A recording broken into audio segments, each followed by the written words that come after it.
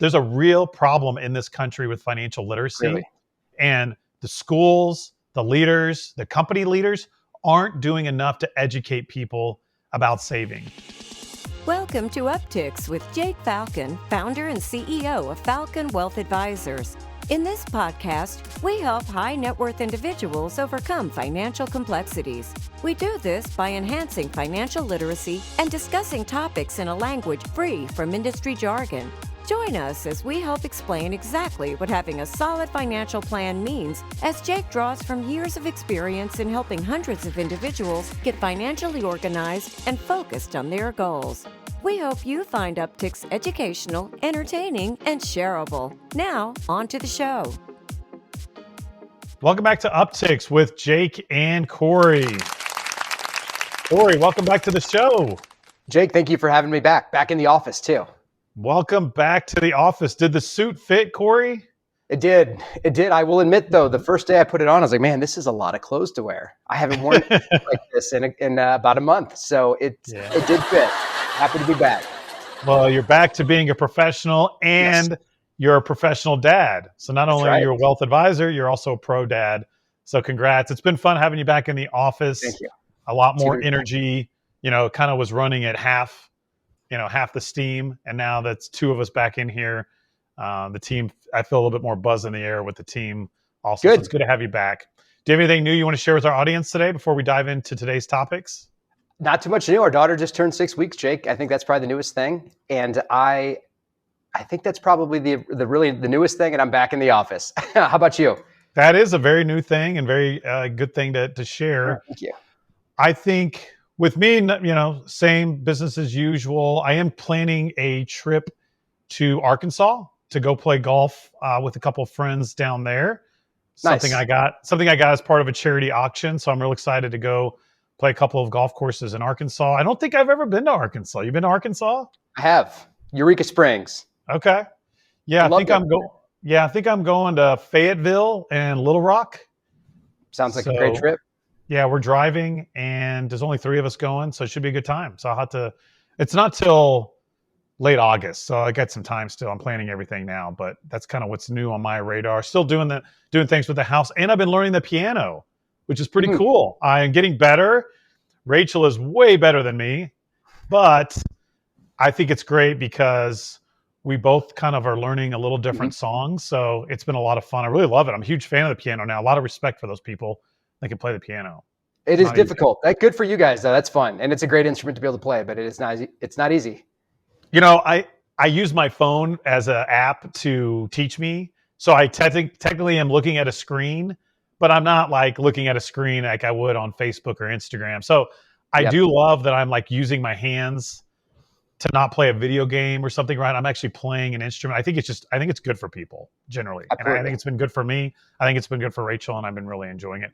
Poor Einstein though, he won't let her play. He freaking nudges her every time she tries to play. So I have to be at home to keep Einstein entertained while she plays the piano. Because when she tries to play when I'm at work, she can't. He needs some attention, huh?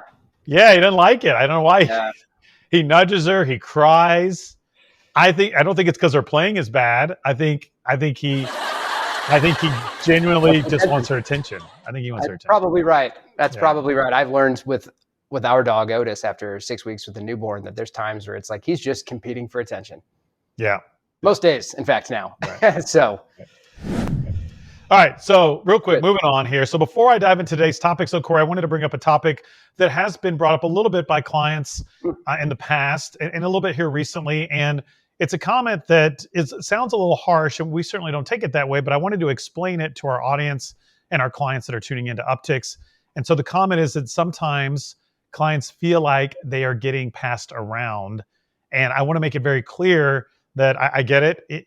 When we have a growing practice and we're adding new people to our team and different people are engaging with our clients, it may feel like we are reshuffling the deck a little bit, but I want to make this very clear that we're not.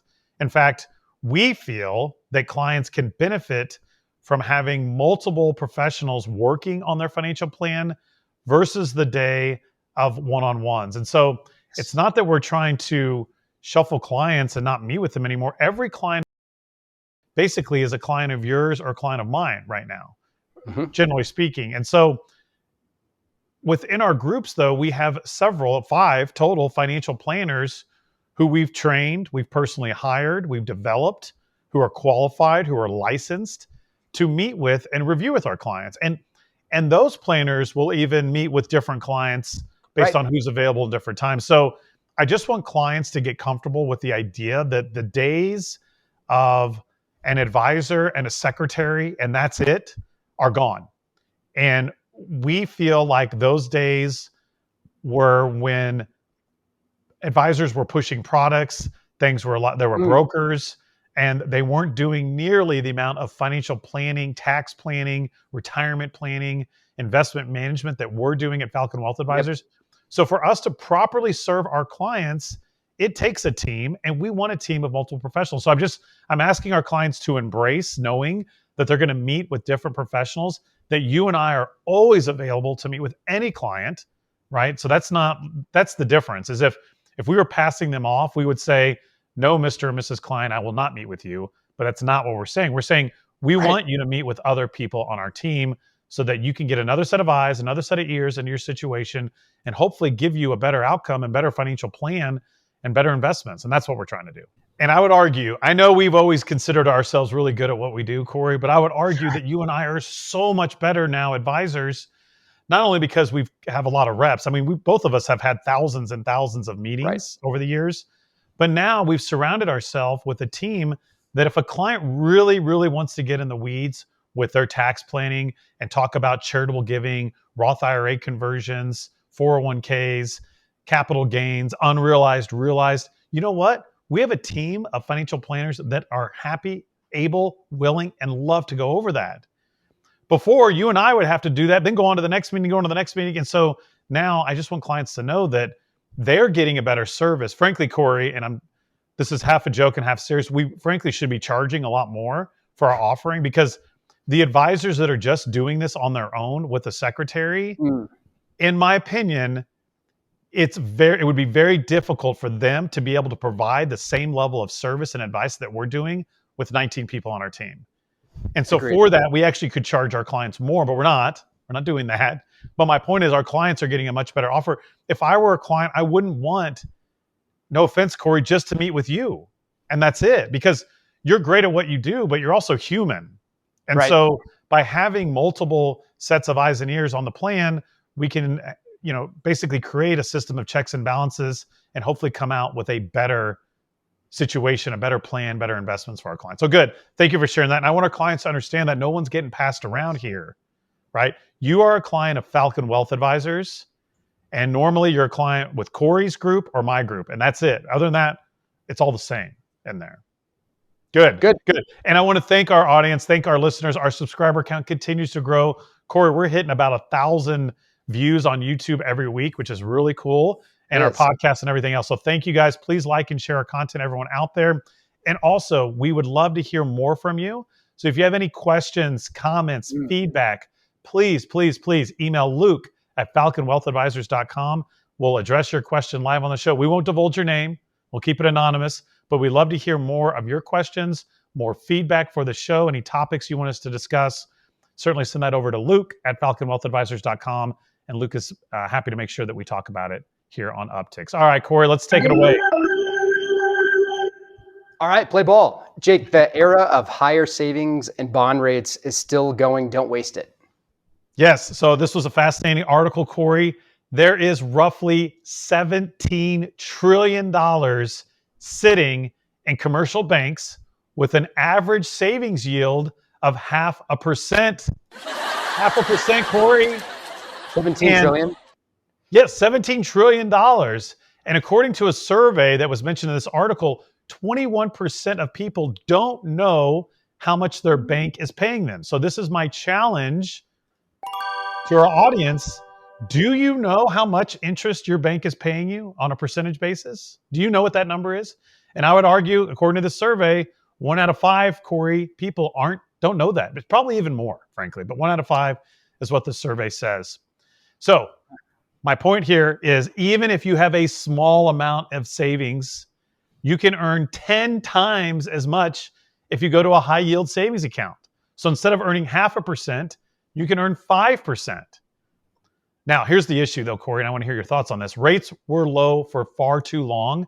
And so I think people grew complacent. And so I think that's why. So I'm not suggesting people are lazy or ignorant. Sure. I'm saying that rates were low. So why would you even care what your savings was paying you, your savings account was paying you, because nobody was getting money anywhere. That has changed. Now is the time to take action, review that bank account. What are they paying you? And your friends at Falcon Wealth Advisors, we actually have an offering with a high yield savings account paying 5.25%. Now, these are only for clients. So you got to be a client of our practice to get access to that. But it's still a really great offer. There's other high yield savings accounts out there. Two quick things, Cory. And again, I know I've talked a lot about this, but I want to make a couple more items clear.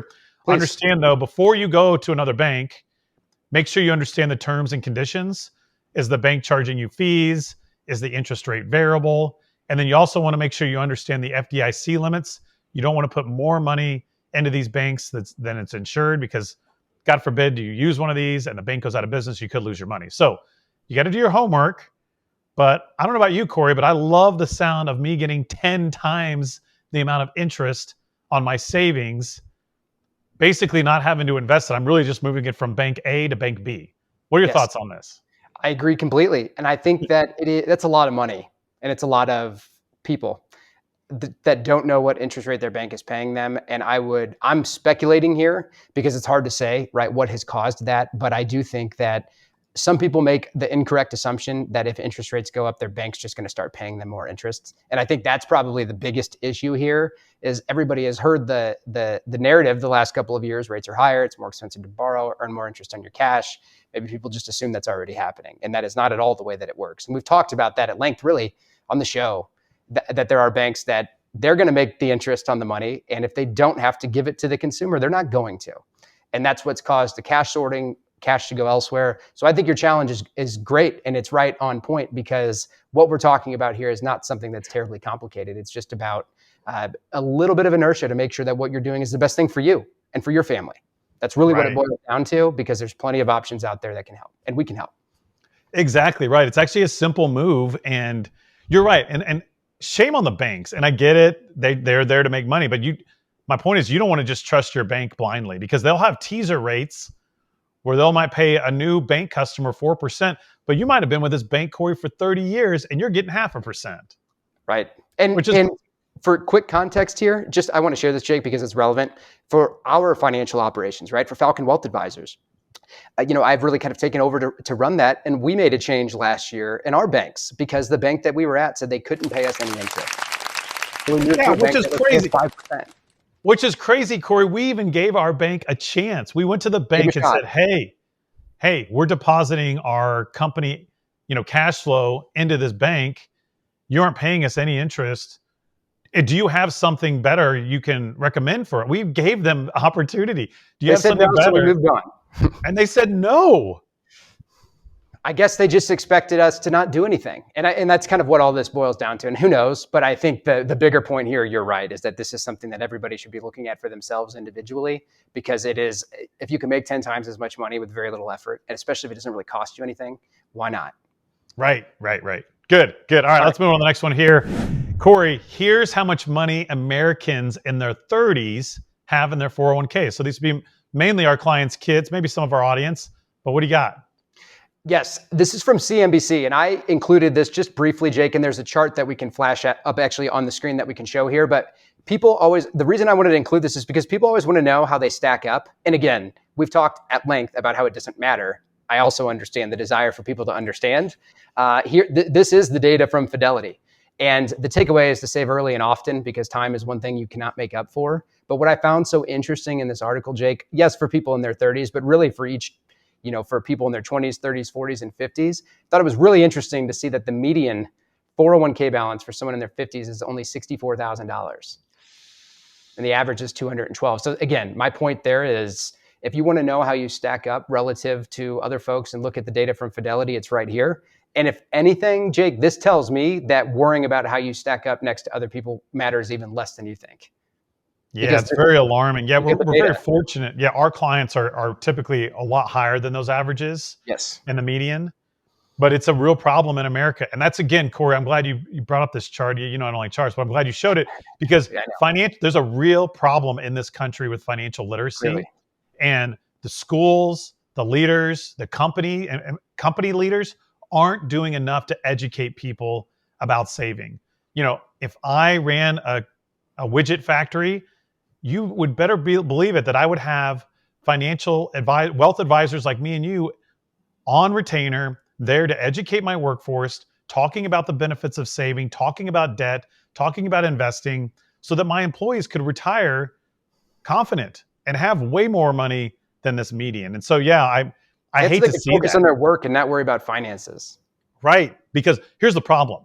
People do focus on their work, but they also don't do anything with their finances. And Yeah, good sadly, point. they don't even save. Yeah. So, Right. I think some of the best clients that we've met with have just saved almost blindly, but at least they saved, right? And they've done a great job for them and their families, and they're in great shape. They're retired, they've got plenty of money, they're not going to run out of money, and all they simply did was save early. Like you said, save early, save often. But again, financial literacy is a huge problem. It's a passion of mine, as you know. That's why I wrote my book, Retiring Right: Smart Steps for Exiting Corporate America, because we want to educate people, and we want people to have confidence and become financially independent, right? Financially free. That's what we want. And so I hate to see that, but again, there's opportunity for you and I to change the world, and hopefully we're doing that one episode at a time with Upticks here. Absolutely. I like it, Jake. All right. Good. Moving on here. Hot funds and the curse of self-inflated returns. Yeah, I think you've talked about this on this show before, but this was another article in the Wall Street Journal, Corey, and it basically discusses that when an ETF, which means an exchange traded fund or like an index fund, performs well, more money. So if it has good performance, typically then the retail investor, or maybe even some wealth advisors, will put their clients' money in it. They rush to put more money in these funds, Corey, that then causes this exchange traded fund, because they own the underlying securities, to go buy more of the stocks, which in turn drives the prices of those stocks higher. So a quote from the article is that it's investors chasing their own returns. And to me, this is very scary, because what's happening is the value of these exchange traded funds, and if in your portfolio, if you're in these, it's getting artificially inflated. And so what that means is that you don't have a fundamental reason for this valuation. And so if it's artificially inflated, it's going to actually get deflated if and when people start selling to get out of that fund, to spend the money, rebalance, whatever. Now, some people, Corey, would argue this is how the stock market works. But from my perspective, it's not based on fundamentals. And this feels more like gambling, or even unintentional market manipulation is really what this is. Not necessarily even gambling. It's people don't realize that they're manipulating the market by buying an ETF that goes and buys the stocks just because of past performance. And so, again, this is a pretty complicated subject, but my point is investment products are far more dangerous and risky than people realize. They think, oh, I'm just going to buy the index, or this index, Corey's up 30%. I'll just go buy that one. It's far more complex and nuanced than that. And you have to understand what you own. And again, that's why we don't like them. We would rather just own the individual stocks and bonds outright, so that we can control it. We know fundamentally why we own what we own, and it's transparent. You have thoughts on that? I think we talked about this before, haven't we? We talked about something similar. I don't think it was actually the same article. And there is there's one fund company specifically, and I'm not going to name specific names here on the show, but we experienced this through the COVID years in 2020, 2021. There were some funds where just billions and billions of dollars flowed into these funds so quickly.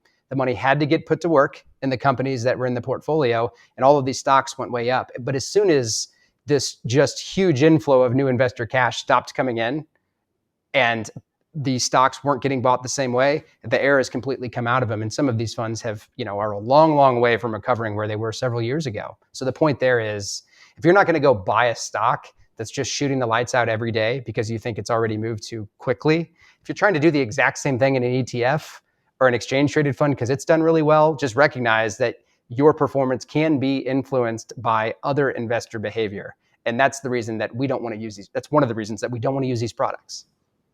Right. You're just rolling in with thousands of other people and you have no control and it's artificially pumped up, which is scary to me. I don't like that. I don't like the sound of that at all. All right. Good. All right, Cory, here we go. Nearly 80% of Americans say fast food is now a luxury because it's become so expensive. Really? The Big Mac? Big Mac's a luxury? That's what, yeah. So this was a survey of 2,000 Americans, Jake, and it was done by LendingTree. And they found a few things that just were interesting that I wanted to talk about here. One is that of the 2,000 people surveyed, 3 in 4 people, so 75%, eat fast food at least once a week, but 62% of them are eating less of it because of sticker shock. And almost 70% of Americans agree fast food should be cheaper than eating at home, but 75% of them say that that is not the case. It's not cheaper than eating at home.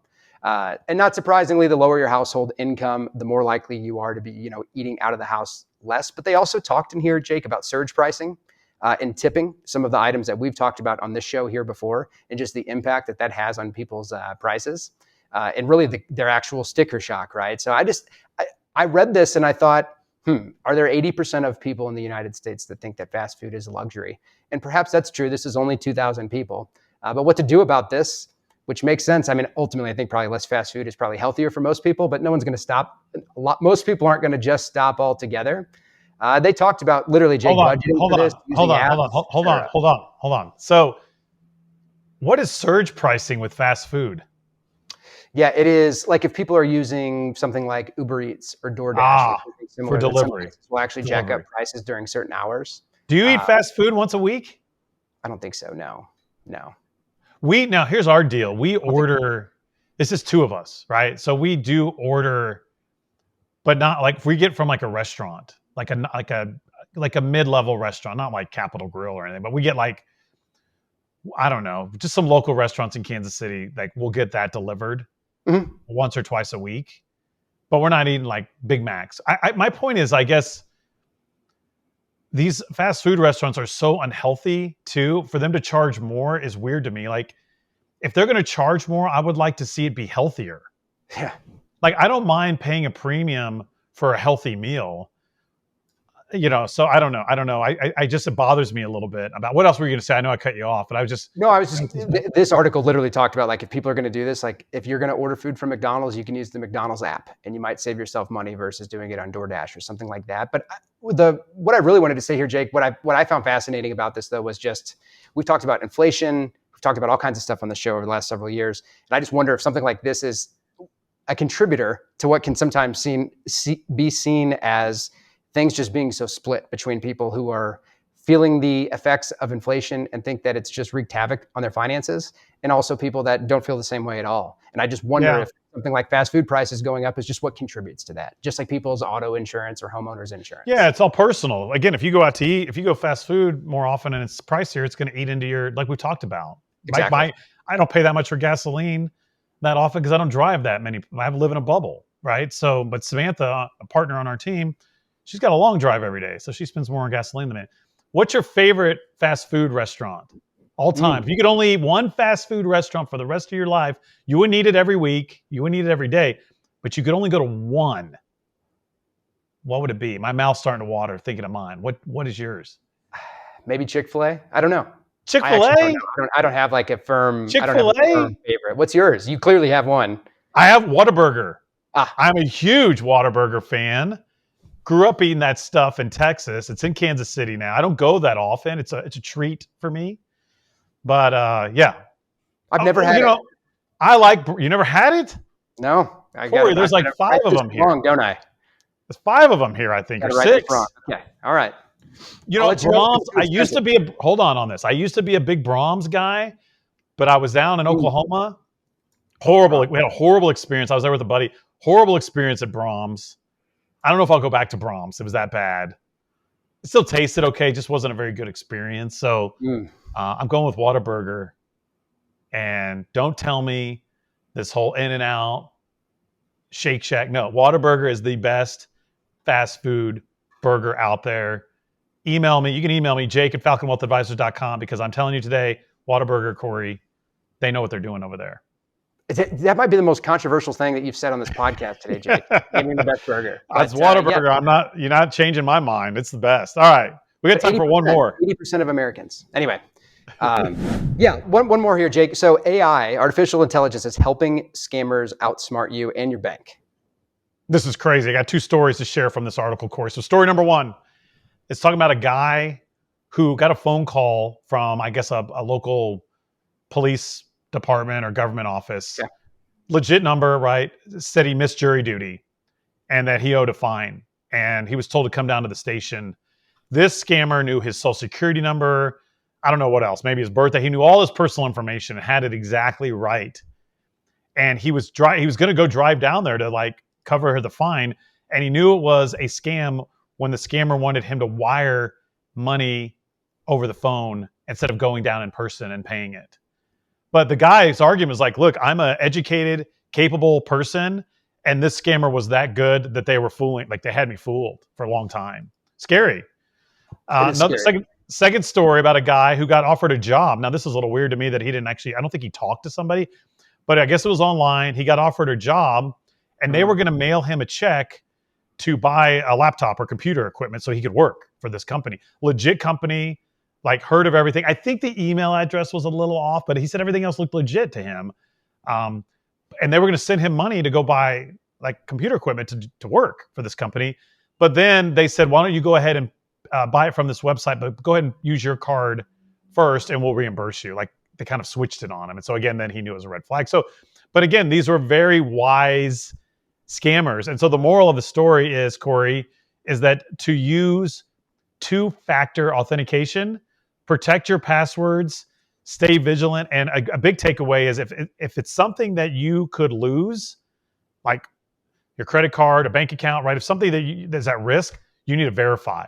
Now, it's going to be, I'm very not nervous, but it's only going to get worse with AI, right? These scammers are learning how to use AI. They can mimic your voice, Cory, which is crazy, right? So they can mimic your voice, call your wife right now and pretend to be you, which is nuts. So again, it's a dangerous world we live in. It's always been dangerous, right? There's been theft and crime probably ever since there was wealth, right? We're talking hundreds of years. So this is just the new way that crime is being developed, and it's on the consumer to be aware and vigilant. Just like when I go to Europe, I have to be cognizant of pickpocketing because that's a thing over there. So I'm more vigilant. You just got to be more vigilant here online, right? Yes. Dual authentication, password protectors when you can, verify. Any thoughts on this one, Cory? If anybody contacts you and wants your bank account information, or they want a credit card information or debit card information, and you're not expecting that conversation with that person, I think that's exactly your point, Jake. You need to verify, because these things happen. And sadly, if these people are looking to scam individuals out of their wealth, they're going to look for the people who are going to be the most vulnerable to being scammed, which might be people who are less familiar with technology, less sophisticated, whatever it might be. So the point here is just to be careful and to be safe, and to not give your bank account information or credit card info or debit card info to anyone, even if it sounds like it's a really good story, until you know for a fact what you're doing and why you're doing it, because this will continue. But I do think that you can also stay out ahead of it by being vigilant. Right. Now, the good news is, to shed some light on this as we wrap up today's episode, is that there are some really good cybersecurity companies that have emerged to block this stuff and protect you. And so again, there are things going, this isn't the Wild West of crime. There's people out there blocking things. Law enforcement, I'm sure, is getting up to speed as quick as they can on it. And so there is a force against it, but you still have to protect yourself, right? Because anyone can get pickpocketed at any time. Anyone can get hacked at any time. So you got to know what's going on and be vigilant. Don't be scared. You got to live life, right? If you're going to use Amazon to shop, you're going to use Amazon to shop. You're just going to be smart about it and look at things. So I don't want people being so scared that they don't use credit cards, right? Or they don't use banks, right? We don't want people walking around with cash under their mattress, right? So you just have to be vigilant and know what's going on. Yeah, and that's exactly right. And just recognize that there is, that's the best thing that you can do for yourself. And ultimately just exercising a lot of common sense, which I know it sounds so obvious, but if somebody calls me and is looking for my bank account, I think to myself, why am I going to give this person this information? Right. Why do they want it? Right. And another quick note as we wrap up, they also, if somebody's really being urgent, because that's the deal, they press you like, Cory, I need this right now. I need this right now. Or say, whoa. I need to verify. Sorry, I can't do anything quickly. Like, so again, don't be rushed. Don't be pressured into doing something. And I think it's a good place to end the show. So again, we got to wrap up, but thank you, Cory, so much for joining me. Thank you all for tuning in and listening. And we hope you have a great week. Thank you for listening to Upticks. Click the subscribe button to be notified when new episodes become available. Also, be sure to visit our website, falconwealthadvisors.com, and click the Contact Us button if you'd like to meet with Jake and his team.